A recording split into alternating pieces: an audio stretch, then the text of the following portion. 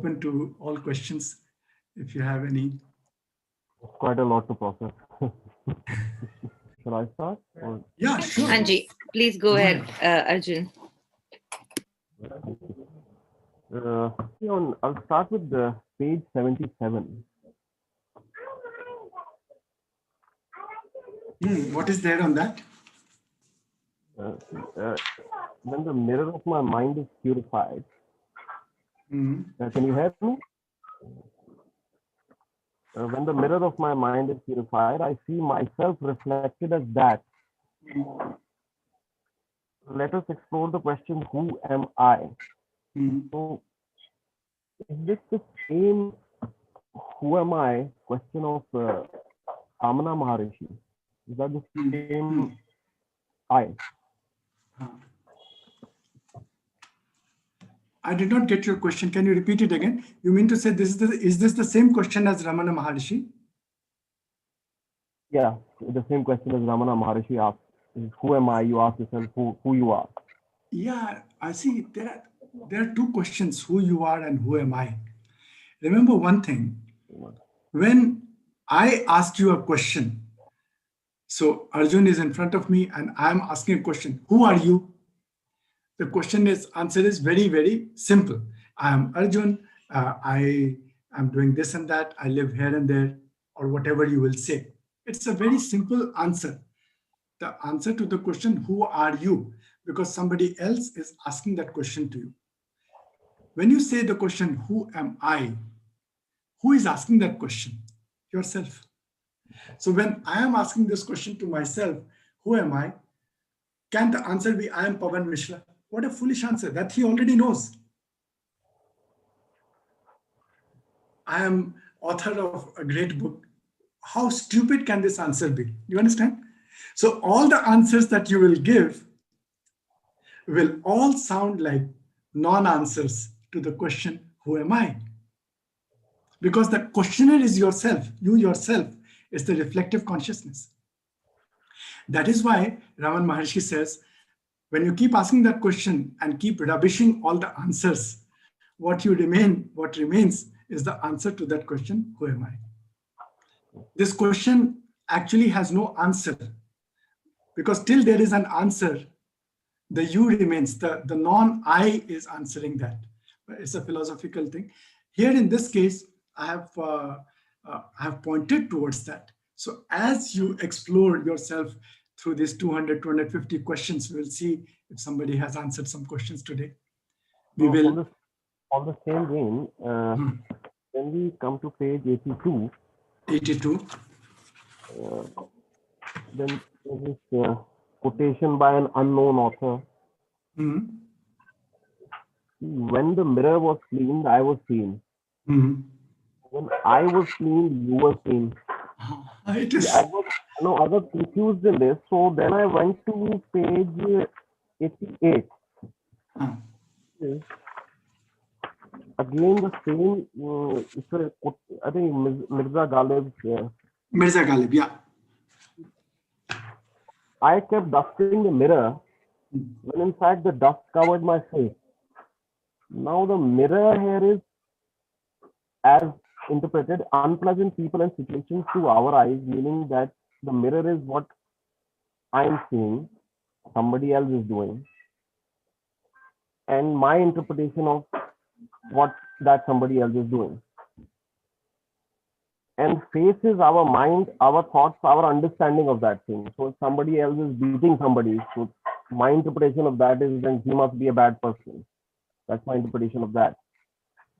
Or if somebody is doing something bad, which I perceive to be bad. So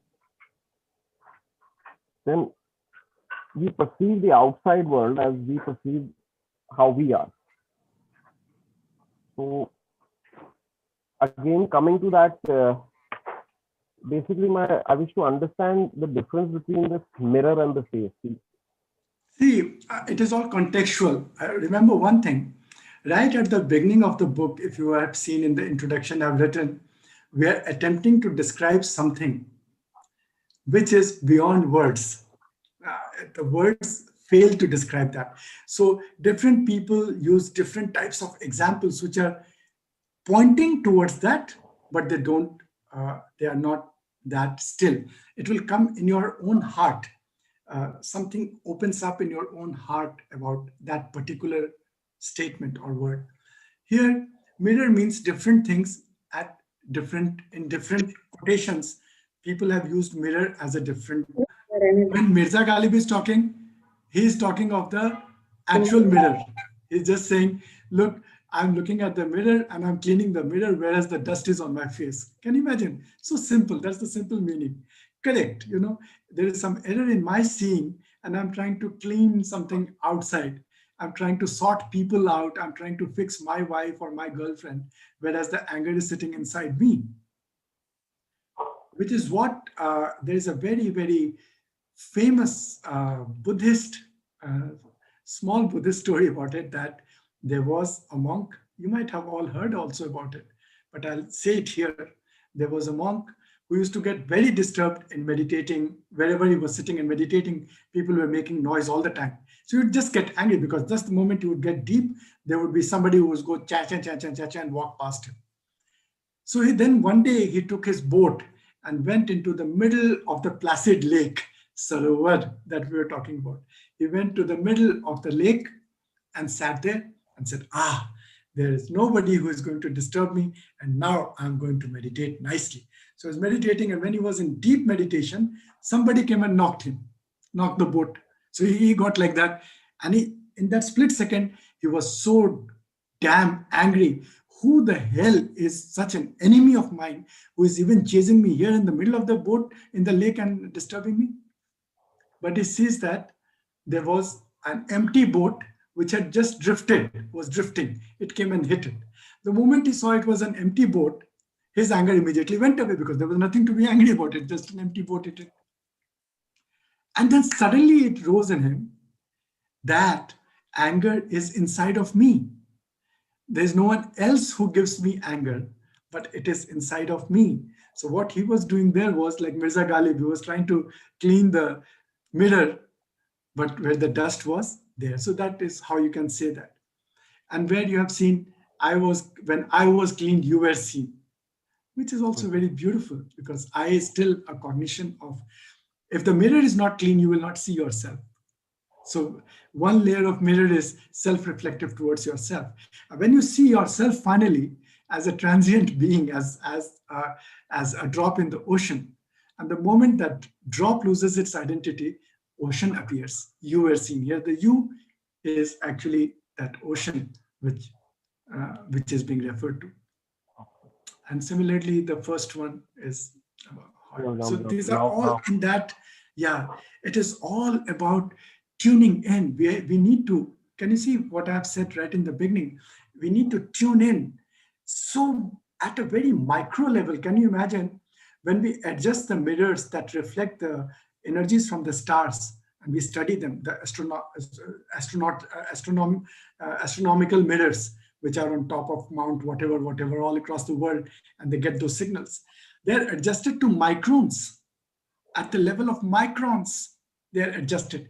If they're not adjusted, if they're clean and they're adjusted, if they are not adjusted, they will not receive that signal. Barno Raghuvar will not happen. They won't see that Raghuvar being reflected in that. Barno Raghuvar Vimal, stainless. That is one of the goals of our. Can you see that the first verse itself states the goal, the purpose, the outcome of study of the Chalisa? This is what is going to happen. Our mirror of the mind will be cleansed and held properly. And on what pegs will we hold them? If you're putting on the wall, how do you hold a sensitive mirror? Here they will be held by Abhyas and Vairagya, which I've been writing again and again. These are not my words, these are words of the Bhagavad Gita and Yoga Sutra. They say, Abhyas Vairagya cha. Arjuna said, Oh Bhagwan, oh Krishna, you have spoken so much. How do I do it? What is the method to doing it? Abhyas Vairagya cha Kaunteya. Abhyas and Vairagya, O son of Kunti. Abhyas, engaged practice, engaged intensive Intense engagement is abhyas with the goal. Vairagya, total disengagement from that which is not my goal. And all the time to maintain that. It is not so difficult. It sounds so great and difficult. It is not. It is as easy as we go out to the mall and not hit anybody and come back. Because we don't drive into a car, we drive away from a car. We drive into the road, so we keep our intense focus there. And we don't drive into a cow or a car or a human being on the road. With our mind, what we are doing is we are all the time going into something else. We begin to do something else with that.